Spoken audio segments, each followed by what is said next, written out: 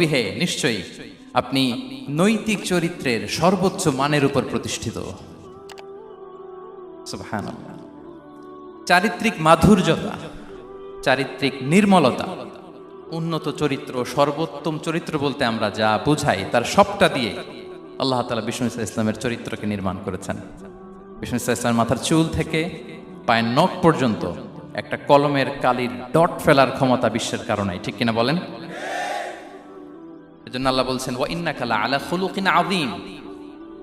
নৈতিক চরিত্রের সর্বোচ্চ স্ট্যাটাস, সর্বোচ্চ মানে আপনি নবী হে প্রতিষ্ঠিত। এবং তিনি বলতেন ওয়া ইন্নামা, আমি উত্তম আচরণের পূর্ণতা দান করার জন্য এই পৃথিবীতে এসেছি। উত্তম চরিত্রের পূর্ণতা দিতে, চারিত্রিক পূর্ণতা দিতে, বিশ্ববাসীকে উত্তম চরিত্র শেখাবার জন্য এই পৃথিবীতে এসেছি। বিষ্ণু ইসলামের চরিত্রের চাইতে সুন্দর চরিত্র এই পৃথিবীতে কারো কি হতে পারে? আমরা তো আমাদের নেতাদের চরিত্রের ব্যাপারে বলি, আমার নেতার চরিত্র ফুলের মতো। আসলে কোথায় কি বলতে হবে এই সেন্সটাই আমাদের নাই। আল্লাহু আকবার। বিষ্ণু ইসলামের চরিত্রের ব্যাপারে স্বয়ং আল্লাহ তাআলা সার্টিফাই করেছেন।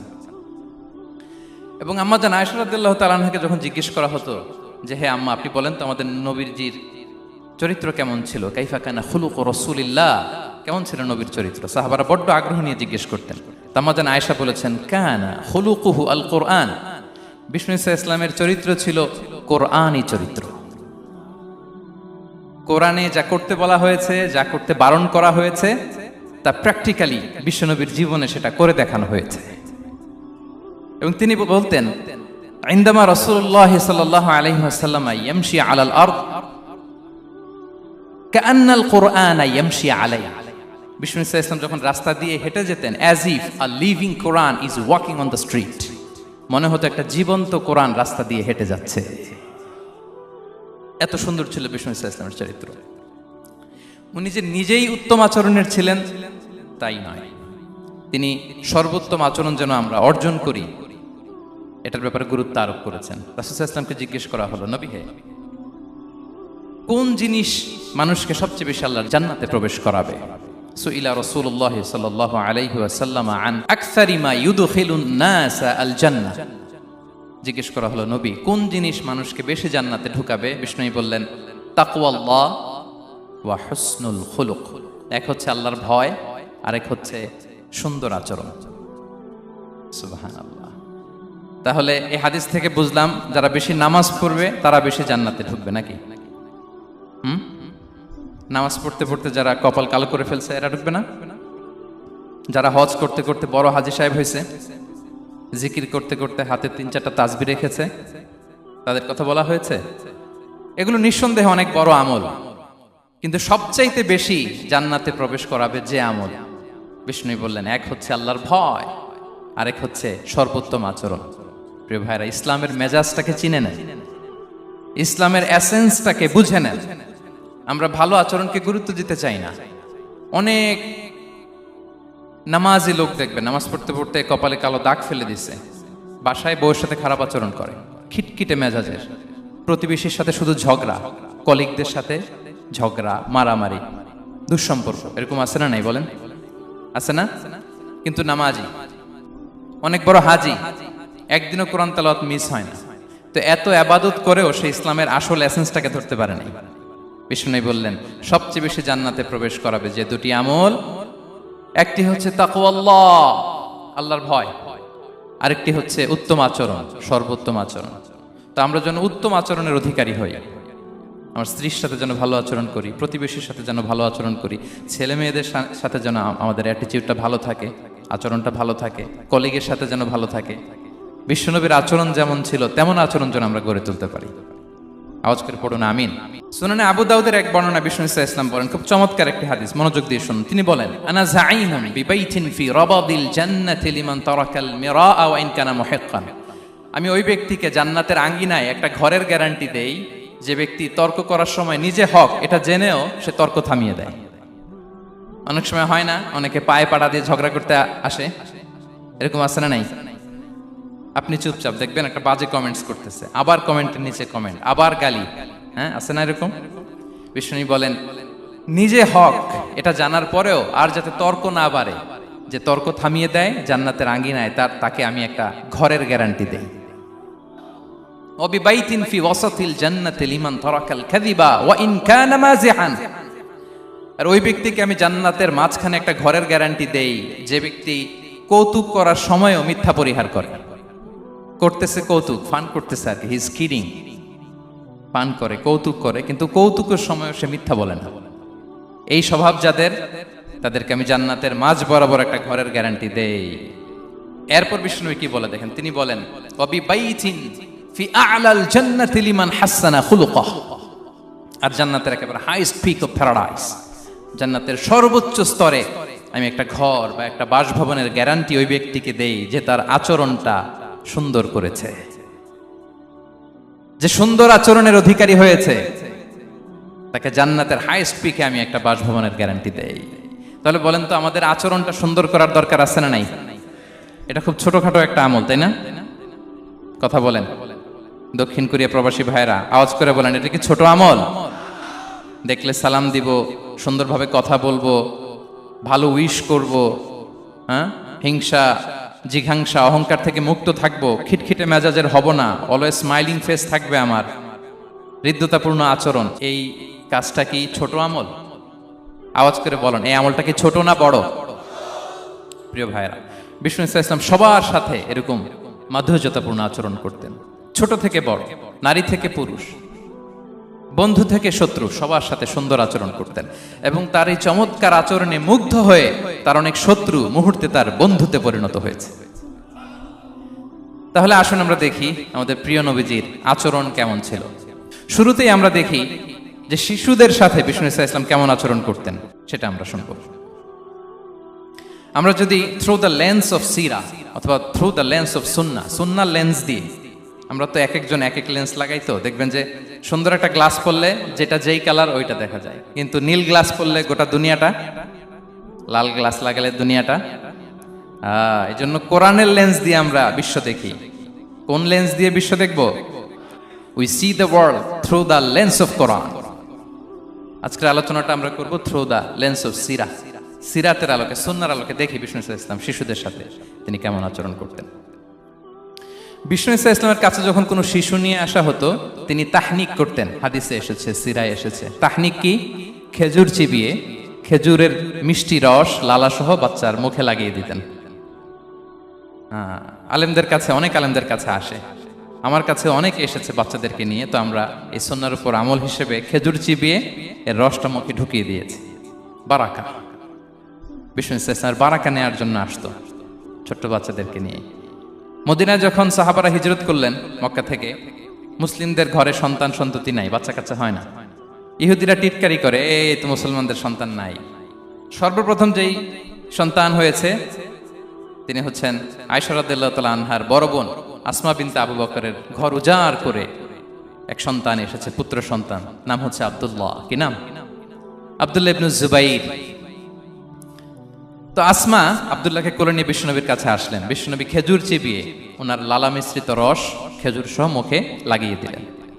তো আসমা সবসময় গর্ব করে বলতেন যে আমার সন্তানের পাকস্থলিতে সর্বপ্রথম যেটা ঢুকেছে এটা হচ্ছে বিশ্বনবীর লালা মিশ্রিত খেজুরের রস। আল্লাহু আকবার। বাচ্চারা আসলে বিশ্বনবী তাহনিক করতেন, এবং এটা ল্যাবরেটরিক্যালি প্রুভড, সায়েন্টিফিক্যালি প্রুভড যে বাচ্চার জন্মের পরে এরকম মিষ্টি দিলে, স্পেশালি ডেটস নির্যাস যদি দেয়া হয়, তাহলে এটা তার ইমিউন সিস্টেম বাড়ায়, রোগ প্রতিরোধ ক্ষমতা বাড়ায়, তার ব্লাড সার্কুলেশন বাড়ায়, রক্ত সঞ্চালন বাড়ায়। বিষ্ণুনবী এটা করতেন। অনেক মায়েরা বরকতের জন্য বিষ্ণুনবীর কোলে বাচ্চা দিতেন। অনেক বাচ্চা বিষ্ণুনবীর কোলেই পেশাব করেছে, হাদিস সাক্ষী। ওখান থেকে মাসালা এসেছে, মেয়ে বাচ্চা পেশাব করলে কিভাবে ক্লিন হবে, ছেলে বাচ্চা পেশাব করলে কিভাবে ক্লিন হবে। বিষ্ণুনবী কোলে নিয়েছেন, পেশাব করে দিছে ভরায়া। আল্লাহু আকবার। বাচ্চাদের মাথায় তিনি হাত বুলিয়ে দিতেন। যেই বাচ্চার মাথায় বিষ্ণুনবী হাত বুলাতেন, ওই বাচ্চার মাথায় খুব বেশি বেশি চুল গজাতো। সুবহানাল্লাহ পড়বেন না? এক ভণ্ড, সেও ছিল নবী দাবিদার, মুসাইলামাতুল কাযযাব। সে নবীকে কপি করত, নবী যা যা করতো তাই করত। তো সেও তার এলাকায় অনেক বাচ্চাদের মাথায় হাত বুলাই দিতে শুরু করলো, যে মোহাম্মদ বাচ্চার মাথায় হাত বুলালে বাচ্চার মাথায় চুল বড় হয়, আমিও তাই করব। সে বলতো আমিও নবী। সে বলতো নবু আনিস শুনলি ওয়ানিস শুনলাকে মোহাম্মদ, হে মোহাম্মদ, নবু তোমার অর্ধেক আমার অর্ধেক। কি মামুর বাড়ির আবদার দেখছেন? বলে আমারটা আমাকে বুঝিয়ে দাও। তো নবীকে কপি করত। বিশ্বনবী কুয়ার মধ্যে লোনা পানির কুয়ায় থুতু ফেললে মুহূর্তে লোনা পানির কুয়া মিঠা পানির কুয়ায় পরিণত হতো। তো এই বদমাসটা যখন কপি করে থুতু মারছে ওদের এলাকার কুয়ায়, ওটা ছিল মিঠা পানি, ওটা মুহূর্তের মধ্যে লোনা পানির কুয়া হয়ে গেছে। তো বিশ্বনবীকে কপি করে সে তার এলাকার নবজাতক বাচ্চাদের মাথায় যখন হাত বুলিয়ে দিতে শুরু করলো, পরবর্তীতে দেখা গেল ওই বাচ্চাগুলো আজীবন ছিল টাক মাথা। চুল বাড়বে তো দূরের কথা, এদের মাথায় চুলই ওঠে নাই। আল্লাহু আকবার, মুআজিজাতুন নবী। তো বিশ্বনবী মাথায় হাত বুলিয়ে দিতেন, বাচ্চাদেরকে চুমু খেতেন। আপনারা বাচ্চাদেরকে কোলে নেবেন, আদর করবেন, চুমু খাবেন, বিশ্বনবীর সুন্নাহ এটা। বাচ্চাদের সালাম দিতেন, বাচ্চাদের সাথে মজা করতেন, তাদের সাথে খেলাধুলা করতেন। বাসার সময় পেলে এটা করবেন, ছেলেমেয়েদেরকে নিয়ে খেলতে নেমে যাবেন। শুধু বাচ্চাদের সাথে ফান করতেন এমন না, ভুল দেখলে শুধরে দিতেন। এক ছোট্ট বাচ্চা কোলে বসে খাবারের প্লেট থেকে এখান থেকে ধরে ওখান থেকে ধরে, তাও বাঁ হাতে। বিশ্বনবী বললেন, ইয়া গোলাম সাম্মিল্লাহ, বিসমিল্লাহ বলো। কুলবি ইয়ামিনিক, বাঁ হাতে নয় ডান হাতে খাও। ওয়া কুল মিম্মা ইয়ালিক, আর এদিক সেদিক থেকে নয়, তোমার সামনে যেটা আছে ওইটা খাও। সুবহানাল্লাহ, শুধরে দিতেন। সাদাকার খেজুরের স্তূপ ছিল, জাকাতের খেজুর। হাসান রাদিয়াল্লাহু তাআলা আনহু, বিষ্ণু ইসলামের দহিত্র, ছোট্ট মানুষ, হাঁটতে হাঁটতে যে খেজুরের স্তূপের দিকে খেজুর নিয়ে খেলতে যায়, হঠাৎ একটা খেজুর খেতে আরম্ভ করলেন। বিষ্ণু বললেন, কেখ কেখ, থামো থামো, ওয়াক থু থু। আমরা যে বাংলা ওয়াক থু বলি, এটার আরবি হচ্ছে কেখ। মানে এই নানা ভাই রাখো রাখো রাখো। আলা তাআলাম ইন্না লা নাকুলুস সাদাকা, নানা ভাই তুমি জানো না আমরা হাশিমি খানদানের, আমরা সাদাকার মাল খেতে পারি না। আঙ্গুল ঢুকিয়ে মুখ থেকে খেজুর বের করে দিলেন। সুবহানাল্লাহ। এভাবে ছোট্ট বাচ্চাদের ভুলগুলো শুধরে দিতেন, কারেকশন করতেন। সুনানে নাসাইতে এসছে, কেন রাসূলুল্লাহ সাল্লাল্লাহু আলাইহি ওয়াসাল্লাম ইয়াজুরুল আনসার, তিনি যখন আনসারীদেরকে ভিজিট করতে যেতেন, ফায়ুসাল্লিমু আলা সিবিয়ানিহি, আনসারী বাচ্চাদেরকে সালাম দিতেন। আপনারা বাচ্চাদের সালাম দেন তো নাকি? নাকি বাচ্চাদের সালামের জন্য বসে থাকেন?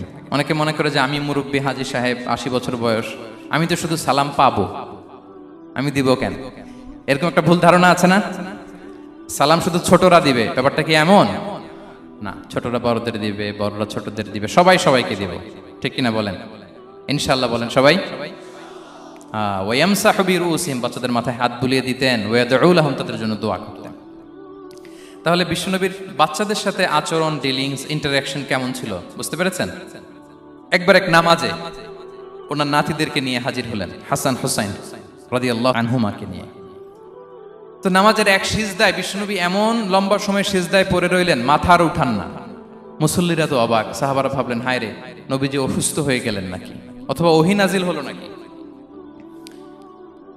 নামাজ শেষে সাহাবারা জিজ্ঞেস করলেন, ইয়া রাসূলুল্লাহ, আপনি কি অসুস্থ হয়েছেন নাকি ওহী নাজিল হচ্ছিল? এত লম্বা সিজদা দিতে তো কখন দেখি নাই। বিশ্বনবী বললেন, না না, কুল্লুন যালিকা লাম ইয়াকুন, কোনটাই না, বরং ওয়ালাকিন্নাবনি ইরতাহালানি, আমার নানা ভাই হাসান হুসাইন সিজদারত অবস্থায় আমার পিঠের উপরে উঠে বসেছিল। ফাকারিহতু আন উআজ্জিলাহু হাত্তা ইয়াকদিয়া হাজাতা, আমি উঠে গেলে তাদের ডিস্টার্ব হবে, এজন্য সিজদায় পড়েছিলাম। যতক্ষণ তাদের পিঠে উঠে খেলতে মনে চেয়েছে তারা খেলেছে, তারা নেমেছে, তারপরে সিজদা থেকে মাথা উঁচু করে দাঁড়িয়েছি। সুবহানাল্লাহি ওয়া বিহামদিহি। তো আমরা কাঁধে নিয়ে খেলবো তো দূরের কথা, আমরা অনেকে বাচ্চাদেরকে মসজিদে দেখলেই রেগে যাই, আছে না নাই?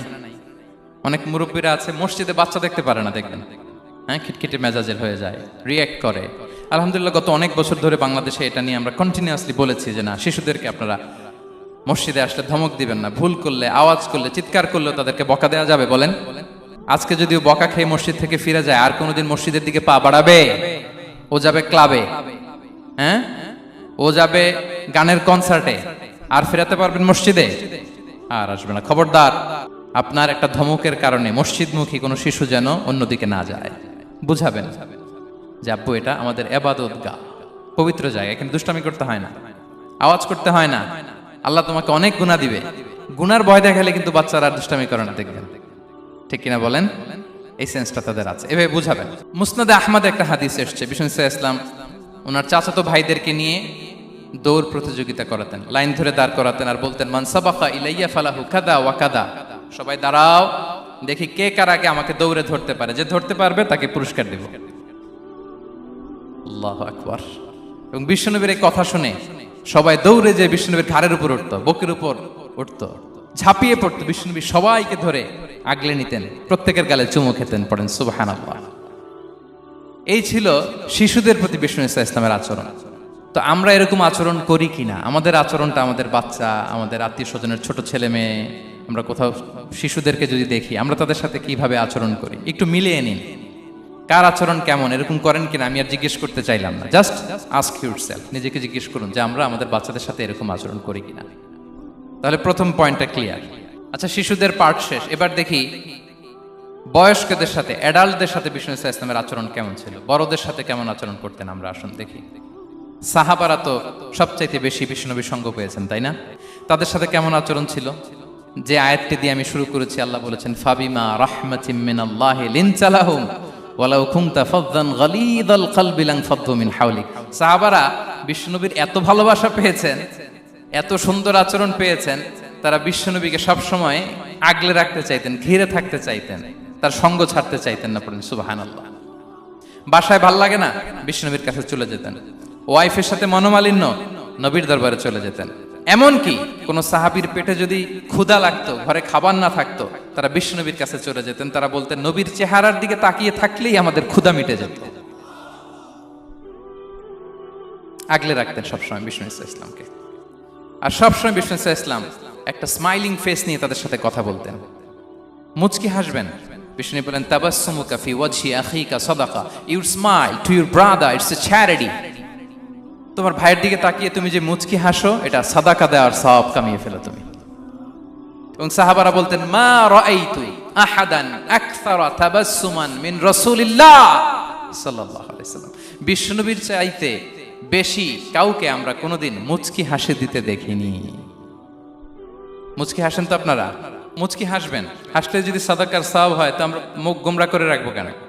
দেখবেন যিনি মুচকি হাসে তাকে সবাই পছন্দ করে, আর যিনি গোমরা মুখ থাকে তার দেখতে ভালো লাগে। আমার ভালো লাগে না, আপনাদের লাগে? হাসি কিন্তু সংক্রামক, ইতিবাচক ভাবে সংক্রামক। আপনি হাসলে দেখবেন হেসে হেসে কথা বলে, যার সাথে বলতেছেন তারও একটা হাসি। আপনি গোমরা মুখ থাকলে ওই ব্যক্তিও গোমরা মুখ, ঠিক কিনা বলেন? এবং মুচকি হাসলে স্বাস্থ্য ভালো থাকে, মানসিক স্বাস্থ্যের সাথে এটা সম্পর্ক আছে। দেখেন বিষ্ণু ইসা ইসলাম কেমন কনসিডারেট ছিলেন। বিশ্বনবী যদি কারোর সাথে মুসাফা করতেন, ভাই একটু হাত মিলান তো, এই যে ওই লোক হাত সরানোর আগে বিশ্বনবী হাত সরাতেন না। যখন উনি হাতটা টান দিতেন তখন নবী হাত টান দিতেন। কারোর সাথে কথা বলার সময় এইভাবে আর চোখে তাকাতেন না, এইভাবে না। কথা বলতে হইলে ঘুরে তার দিকে হয়ে তাকে সম্মান দিয়ে, রেসপেক্ট দিয়ে কথা শুরু করতেন। কেউ কোনো গুরুত্বপূর্ণ কথা কানে কানে বলতে চাইলে তিনি কথা শেষ না হওয়া পর্যন্ত মাথা সরাতেন না। সুবহানাল্লাহ, আসতে বলেন। আল্লাহু আকবার, আল্লাহু আকবার। একটু মিলিয়ে নেই, আসলে কি আমরা পারি এত চমৎকার আচরণ উপহার দিতে? কতটা কনসিডারেট ছিলেন দেখেন। এক বেদুইন, অক্ষর জ্ঞানহীন মানুষ, সভ্যতার ছোঁয়া তার মধ্যে লাগেনি। সে মসজিদে নববীতে ঢুকে একবার মসজিদে নববীর মাঝখানে পেশাব করা শুরু করলেন। কি করা শুরু করলেন? কোথায়? টয়লেটে? কোথায়? ইসলামের সবচাইতে দ্বিতীয় সবচাইতে পবিত্র জায়গা বিশ্বনবীর মসজিদের মাঝখানে। সাহাবারা তাকে মারতে উদ্ধত হলেন। বিশ্বনবী বললেন দাও, থামো থামো, এই থামো থামো। কারণ প্রস্রাব করার সময়, টয়লেট করার সময় হুট করে কাউকে ধমক দেওয়া যায় না, ডাকা যায় না, দরজায় বড় নক করা যায় না, করলে তার ক্ষতি হতে পারে, এটা করবেন না। বিষ্ণু বললেন দাও ওয়া হারিকু আলা বাউলিহি সাজলান মিন মা, এই রাখো রাখো, বেচারাকে পেশাব করতে দাও, করতে দাও, করতে দাও, পেশাব করতে দাও। সে পেশাব শেষ করলো। বিষ্ণু বললেন এক বালতি পানি ঢেলে দাও। এই এক বালতি পানি বালুতে মিশে জায়গাটা পরিষ্কার হয়ে যাবে। এরপর বিষ্ণু ইসলাম বললেন ফা ইন্নামা বুইসতুম মুয়াসসিরিন ওয়া লাম তুবআসু মুআসসিরিন, তোমরা এত কঠোর হচ্ছ কেন? আল্লাহ তো তোমাদেরকে কঠোর করে পৃথিবীতে পাঠাননি, সহজপন্থী করে আল্লাহ তাআলা আমার এই উম্মতকে পৃথিবীতে পাঠিয়েছে। পড়েন সুবহানাল্লাহ। দেখেন কত চমৎকার আচরণের ছিলেন। এবং পরে লোকটাকে বুঝিয়ে বললেন, সে কালিমা পড়ে মুসলমান হয়ে গিয়েছে। আল্লাহু আকবার। এই ছিল বিষ্ণু ইসলামের ইন্টারাকশন সাহাবাদের সাথে। এবং সাহাবাদের জন্য তিনি দোয়া করতেন প্রাণ ভরে। প্রিয় ভাইরা, দোয়া চাওয়া, দোয়া করা দুটোই সুন্নাহ। প্রাণ ভরে তিনি সাহাবাদের জন্য দোয়া করেছেন। বিষ্ণু ইসলাম একবার ওয়াশরুম সেরে এসে দেখলেন কে যেন অজুর পানি রেখে গিয়েছে। জিজ্ঞেস করলেন কে রেখেছে? বলা হলো আব্দুল্লাহ ইবনে আব্বাস রেখে, ছোট্ট আব্দুল্লাহ। বিষ্ণু ইসলাম খুশি হয়ে গেলেন, হায় রে সে কিভাবে খেয়াল করলো, আমি এখন ওয়াশরুম থেকে আসলেই তো আমার রোজুর পানি লাগবে। খুশি হয়ে একটা দোয়া করলেন তার জন্য। তিনি বললেন, আল্লাহুম্মা ফাক্কিহহু ফিদ্দীন ওয়া আল্লিমহু তা'ওয়িল, মানে হে আল্লাহ আপনি তাকে দ্বীনের জ্ঞান দেন এবং কোরআনের ব্যাখ্যা তারে শিক্ষা দেন। বিশ্বনবীর এই দোয়া এমন ভাবে কবুল হয়েছে, এই আব্দুল্লাহ ইবনে আব্বাস যত মুফাসসির পৃথিবীতে আসবে সকল মুফাসসিরদের সম্রাট হিসেবে আল্লাহ তাকে কবুল করেছেন। বিশ্বনবীর দোয়া তারা পেয়েছেন। উম্মে সুলাইম রাদিয়াল্লাহু তাআলা আনহা, আনাস রাদিয়াল্লাহু তাআলা আনহুকে নিয়ে আসলেন, বললেন নবী হে আপনি এসেছেন, আমরা যে এত খুশি মদিনাবাসী, সবাই দেখে আপনার হাতে কিছু না কিছু হাদিয়া দেয়, আমি কি দিব? কিছু দেয়ার নাই, কিছু দেয়ার নাই, আমি গরিব মানুষ, আমি আমার নাড় ছেঁড়া ধন কলিজার টুকরা আনাস আমার শিশু সন্তানটারাই আপনারে হাদিয়া দিয়ে দিলাম। খোয়াই দিমুকা আনাস, নবী হে সে আপনার ছোট্ট খাদেম হবে, আপনার কাজ করে দিবে। উদু আল্লাহ আলাহ, আপনি তার জন্য একটু দোয়া করেন। বিষ্ণু নবী দোয়া করলেন, কি দোয়া করলেন? আল্লাহুম্মা আকসির মালাহু ওয়া ওয়ালাদা, আল্লাহ আনাসের সম্পদও বাড়ায় দাও, ওয়া ওয়ালাদা তার সন্তানও বাড়ায় দাও। দেখেন এই দোয়ার কি বরকত। এই দোয়ার বরকতে আনাস বলে মদিনাতে যত খেজুর বাগান ছিল সবগুলো খেজুর বাগানে বছরে খেজুর হতো একবার, কিন্তু নবীর দোয়ার বরকতে আমি আনাসের বাগানে খেজুর হতো বছরে 2 বার। আর ওনার সর্বসাকুল্যে ছেলে মেয়ে ছিল, কোনো বর্ণনায় 78 জন, কোনো বর্ণনায় 80 জন। আমাদের পুরো বংশে আছে 80 জন, কথা বলেন, আপনার পুরো গোষ্ঠীতে 80 জন আছে? ওনার শুধু ছেলে মেয়ে, একজনের ছেলে মেয়ে কয়জন? 80 জন। বিশ্বনবীর দোয়া কি ইন্টারেকশন দেখেন, একজন ট্রু লিডারের কি বৈশিষ্ট্য। তিনি সাহাবীদের ভালো গুণ দেখলে তাদেরকে উৎসাহিত করতেন, ইন্সপায়ার করতেন, প্রশংসা করতেন। আবু মুসা আল-আশআরী রাদিয়াল্লাহু তাআলা আনহু তিনি রাত জেগে চমৎকার কণ্ঠে তেলাওয়াত করতেন। একদিন তার ঘরের পাশ দিয়ে বিষ্ণুনবী যাচ্ছিলেন, পরের দিন বললেন, আবু মুসা আমি কিন্তু তোমার কণ্ঠ শুনেছি, বড় সুরেলা গলা তোমার, লাকাত উতিতা মিজমারান মিন মাজামিরি আলি দাউদ, দাউদ নবীর গলায় আল্লাহ যে সুরের ঝংকার দিয়েছেন, এই উম্মতের মধ্যে আল্লাহ তোমার গলায় সেই সুরের লহরী ঢেলে দিয়েছেন।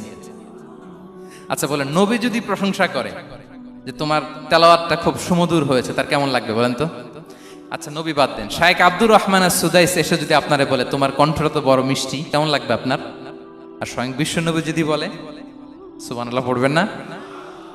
আল্লাহু আকবার। এইভাবে ইসলাম সাহাবাদেরকে উৎসাহিত করতেন। মাঝে মাঝে প্রশ্ন করতেন, তাদের অ্যাটেনশন গ্রো করার জন্য তিনি প্রশ্ন করতেন। একবার বলেন দেখি কে বলতে পারে, ইন্না মিনাশ শাজারি শাজারা লা ইয়াসকুতু ওয়ারাকুহা মাসালুহা মাসালুল মুমিন, একটা গাছ আছে এই গাছের পাতা ঝরে না, এর দৃষ্টান্ত মুমিনের দৃষ্টান্ত। কে পারো দেখি? কোন সাহাবী পারে না, কারণ তারা ভাবতেছিল দূরের ওই সিরিয়ার কোনো গাছ হবে, অমুক জায়গার মরুভূমির গাছ হবে, ঘরের পাশে যে খেজুর গাছ ওইটা আর কেউ ভাবে না। ভাবছে প্রশ্ন যেহেতু করছে, এত সহজ উত্তর হইলে তো প্রশ্ন করার কথা ছিল না। তারা এইটা বলে ওইটা বলে, ক্যাকটাস গুলমলাতা ওই গাছ, নবী বলে না, ইন্নাহা আন-নাখলা, এটা খেজুর গাছ। কি গাছ? তো আব্দুল্লাহ ইবনে ওমর তখন খুব ছোট, তিনি মনে মনে ধরে ফেলছিলেন, কিন্তু ভয়ে বলে না। তো বাসায় যে ওমর রাদিয়াল্লাহুকে বলে, আব্বা আপনারা কেউ পারেন না, আমি তো জানতাম এটা খেজুর গাছ, তো বললা না যে? আব্দুল্লাহ বলে, আপনি পারেন না, অন্যান্য সাহাবারা বাপ চাচারা কেউ পারে না, আমি কেমনে কই? ওমর রাদিয়াল্লাহু বললেন, আজকে যদি তুমি বলতে পারতে লাল উট পেলে আরবরা যে যত খুশি হয় আমি তার চেয়েও বেশি খুশি হয়ে যেতাম, নবীর সামনে আমার বুকটা এত বড় হয়ে যেত। আল্লাহু আকবার। দেখেন প্রশ্ন ছুড়ে দিয়ে মনোযোগ আকর্ষণ করতেন সাহাবাদের, রসিকতা করতেন মাঝে মাঝে। রসিকতা, এক সাহাবী বলেন, ইয়া রাসূলুল্লাহ আমার চলতে বড্ড কষ্ট হয়, আপনি যদি দয়া করে আমাকে একটা উট দিতেন তাহলে আমি রাইড নিতাম এটার উপরে, এটা দিয়ে চলতাম, সফরের কষ্ট কমে যেত। বিষ্ণু বলেন, যাও ঠিক আছে, তোমাকে একটা উটের বাচ্চা দিব। কি দিব? সাহাবী বলেন, ইয়া রাসূলুল্লাহ আমি চাইলাম কি আর আপনি বললেন কি? আমার তো লাগবে এমন উট যেটা দিয়ে মরুভূমিতে চলা যায়। বিষ্ণু বললেন, ওই উটটাও তো অন্য কোনো না কোনো উটের বাচ্চা। সুবহানাল্লাহ পড়বেন না? ছোট্ট কথা, দেখেন কি রসিকতা, কি সেন্স অফ হিউমার। সুবহানাল্লাহ। সাহাবীদের সাথে এক কাতারে মিশে কাজ করতেন, নিজ হাতে সাহাবীদের সাথে মিশে কি করেছেন? মসজিদে নববী নির্মাণ করেছেন। 5ম হিজরিতে নিজে মরুভূমির বালু খনন করে পেটে পাথর বেঁধে পরীক্ষা খনন করেছেন সাহাবীদের সাথে। True leader. শুধু তাই নয়, সাহাবারা ভালো পরামর্শ দিলে সেটা অ্যাকসেপ্ট করতেন। আমাদের মধ্যে অনেকের একটা ইগোইস্টিক ঝামেলা আছে, বাড়ির কাজের মেয়ে বলছে, কাজের ছেলে বলছে, এই আমার স্টাফ বলছে, এটা আমি কেন শুনবো? এরকম একটা মেন্টালিটি অনেকের আছে না নাই? অনেক সময় তাদের মধ্য থেকেও ভালো পরামর্শ আসতে পারে না? বলেন পারে কিনা? বিশ্বনবী দেখতেন, কেউ ভালো পরামর্শ দিলে সেটা পিক করতেন, নিয়ে নিতেন। বদরের যুদ্ধে মুসলিম সৈন্যরা কোথায় ক্যাম্প করবে, বিশ্বনবী হঠাৎ একটা জায়গায় ক্যাম্প স্থাপনের নির্দেশনা দিলেন। হাব্বাব ইবনুল মুনজির রাদিয়াল্লাহু তাআলা আনহু তিনি বললেন, ইয়া রাসূলুল্লাহ, অনুমতি দিলে একটা কথা বলবো। কি কথা? এই যে আপনি ক্যাম্প স্থাপন করলেন এখানে, এটা কি আল্লাহর আদেশে না আপনার ইচ্ছায়? নবী বললেন, আমার ইচ্ছা, এটা আল্লাহর আদেশ নয়। তাহলে ঠিক হয় নাই, লোকেশন সিলেকশন ঠিক হয় নাই, তাহলে কোথায়? হাব্বাব বললেন, ইয়া রাসূলুল্লাহ, ওই যে কূপ দেখা যায় ওখানে, দ্যাটস আওয়ার লোকেশন, ওখানে করলে ভালো হবে। কেন? বলতেছে, আমরা ওখানে ব্যারিকেড দিয়ে রাখবো, পানি আমাদের কন্ট্রোলে থাকবে, কুরাইশরা পানির অভাবে যুদ্ধ ছাড়াই মরবে, আমরা পানি খেয়ে যুদ্ধ করবো। সুবহানাল্লাহ বলেন। বিশ্বনবী সাথে সাথে হাব্বাবের কথা মেনে নিলেন, বলে যে না, আমি যে ডিসিশন দিয়েছি সৈন্যদের মধ্যে আবার ছড়িয়ে দাও, we should change our location. আল্লাহু আকবার। তাহলে সাহাবাদের সাথে ইন্টারেকশন কি ফ্র্যাঙ্কলি, কি ওপেন মাইন্ডেড, সুবহানাল্লাহ বিহামদি। তাহলে শিশুদের সাথে গেল, বড়দের সাথে, সাহাবাদের সাথেও গেল। আল্লাহ। আচ্ছা, 3 নম্বরে স্টাফের সাথে, কর্মচারীর সাথে, সেবকের সাথে বিষ্ণু ইসলাম কি আচরণ করেছেন? বিষ্ণু ইসলামের অনেক খাদেম ছিল, সিরাতে এসেছে। সবার কথা তো বলা যাবে না, একজনের কথা বলি, আনাস রাদিয়াল্লাহু তাআলা আনহুর কথা। আনাস, লক্ষ্মীপুরে আমি এক জায়গায় ওনার কোনো একটা ওয়াজ করতে যেয়ে আমি বললাম, আনাস নামটা কেমন লাগে? কারণ অনেকে বাচ্চা নিয়ে এসে বলে, হুজুর নাম রেখে দেন। তাই আমি বললাম, আজকে এখানে নাম দিয়ে দেই আনাস। এই বছর এই লক্ষ্মীপুরে যত বাচ্চা হবে, যাদের মনে চায় আনাস রেখে দিয়েন। 3-4 বছর পরে শুনি আনাস দিয়ে লক্ষ্মীপুর ভরে গেছে। অনেকে আমাকে জানাইছে ছেলের নাম কি আনাস, তো বলে যে ওই যে হুজুর আপনি 19 সালে আমাদের লক্ষ্মীপুরে এসে বলছিলেন, ওই কথা থেকে আমরা, পেটে ছিল বাচ্চা, আমরা নিয়ত করে ফেলছি আনাস রাখবো। আনাস নামটা অনেক সুন্দর না? সাহাবাদের নামগুলো চুজ করে করে ছেলেদের নাম রাখবেন। উনি ছিলেন বিষ্ণু ইসলামের খাদেম। কোনোদিন তিনি কোনো ওনার স্টাফকে, সেবককে, খাদেমকে মারধর করেন নাই, কোনোদিন না। আমরা তো পান থেকে চুন খসলে, আল্লাহ, বাংলাদেশে ওই যে লোহার খুন্তি গরম করে কাজের মেয়ের পিঠে শেখা দেয়া হয়, এরকম আছে না নাই? ডাকাত বলেন, মানবাধিকার কর্মী, আবার নারী আন্দোলনের বড় নেত্রী, কিন্তু ঘরের ভেতরে দেখা যায় তার আসল চরিত্র। কারো আসল চরিত্র যদি জানতে চান, কয়েকটা জায়গায় নক করলে জানা যায়। এক হচ্ছে তার বউ, তার ব্যাপারে কি বলে, তার স্ত্রী। এরপর তার ড্রাইভার কি বলে, তার ঘরের কাজের মহিলাটা কি বলে। এদের কাছে নক করলেই আপনি বড় সাহেবের আসল তথ্য পেয়ে যাবেন। কথা বুঝতে পেরেছেন? আনাস রাদিয়াল্লাহু তাআলা আনহু বলেন, খাদিমতুন নাবিয়্যা 10 সিনিন ফামা ক্বালা লি উফ ফামা ক্বালা লি লিমা সানা'তা ওয়ালা লিমা লা সানা'তা। আমি 1 বছর 2 বছর নয়, 10 বছর বিশ্বনবীর খাদেম ছিলাম। আওয়াজ করে বলেন তো, কয় বছর? একদিনের জন্য আমার কোনো কাজে বিরক্ত হয়, উহ ইস, আরে, বিরক্ত হয় আমরা এগুলো বলি না? একদিনের জন্য বলে না, একদিন, একটি মুহূর্তের জন্য। এই 10 বছরে একটিবারও পেয়ারা নবীজি বলেন নাই, আনাস এটা কেন করলে? একবারের জন্য বলে নাই, আনাস এটা করলে না কেন? একবারের জন্য তিনি বলেন। আনাস রাদিয়াল্লাহু তাআলা আনহু বলেন, একদিন একটা কাজে, সম্ভবত জুব্বা আনতে আমাকে বিষ্ণু পাঠিয়েছিলেন। আমি ছোট মানুষ, জুব্বা আনতে যে ভুলে আমি মদিনার বাচ্চাদের খেলা দেখতে আরম্ভ করলাম। বাচ্চারা রাস্তায় খেলাধুলা করে না? বিষ্ণুনবী যেটা আনতে পাঠিয়েছে ওইটা না এনে ভুলে, ছোট মানুষ তো, সেও দাঁড়িয়ে দাঁড়িয়ে মদিনার ছেলেমেয়েদের খেলা দেখতেছে। এখন সময়ের পর সময় যায়, ঘন্টার পর ঘন্টা যায়, আনাস তো আর আসে না জুব্বা নিয়ে। বিষ্ণুনবী ভাবলেন, হায় রে, আনাস মনে ভুলে গেছে, যাই নিজের কাজ নিজেই করে নিয়ে আসি।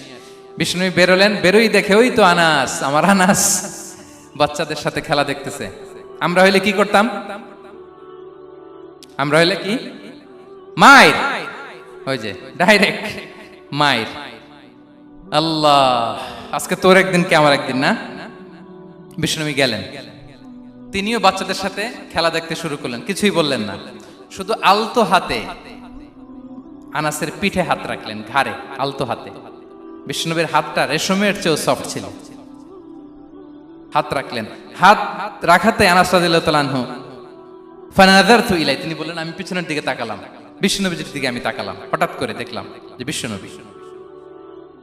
তাকানোর পর পর আমি ভয় পেয়ে গেলাম, কিন্তু বিষ্ণু ইসলাম ধমক দেয় নাই, কিরে আনাস তুই এখানে, এটাও বলে নাই। তাকালাম, ওয়া হুয়া ইয়াদহাক, তিনি একটা মুচকি হাসি দিলেন।